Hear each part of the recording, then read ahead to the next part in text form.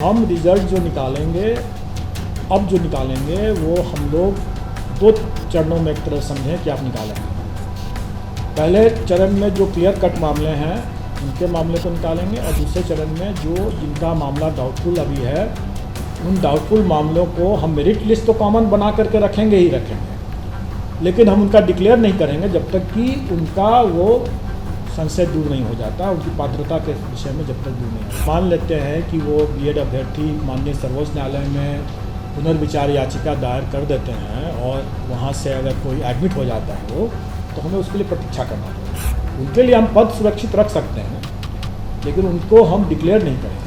कुल मिला के बीएड अभ्यर्थियों का रिजल्ट आप बाद में जारी करेंगे, संशय दूर होने के बाद करेंगे। अगर संशय पहले से दूर हो गया तो हो गया।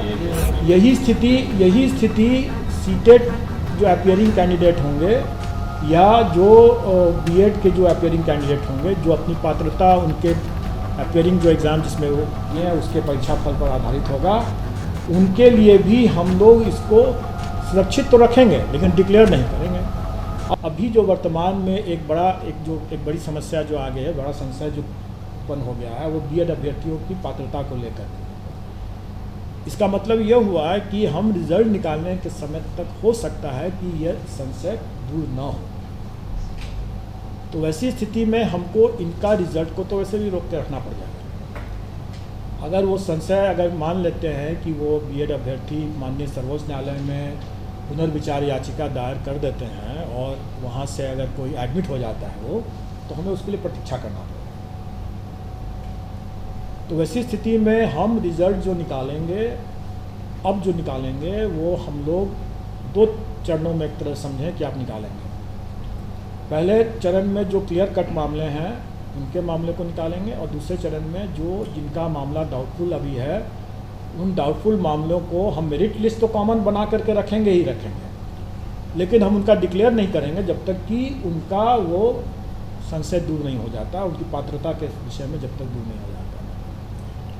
उनके लिए हम पद सुरक्षित रख सकते हैं, लेकिन उनको हम डिक्लेयर नहीं करेंगे। कुल मिला के बीएड अभ्यर्थियों का रिजल्ट आप बाद में जारी करेंगे, संशय दूर होने के बाद करेंगे। अगर संशय पहले से दूर हो गया तो हो गया।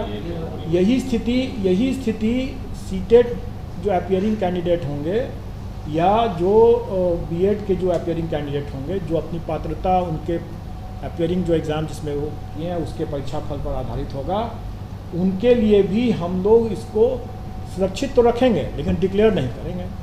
अब रही बात कि उनको अंतिम तिथि क्या मिलेगा, जिस तिथि तक उनका संशय दूर हो जाना चाहिए या उनका एग्ज़ाम का रिज़ल्ट आ जाना चाहिए।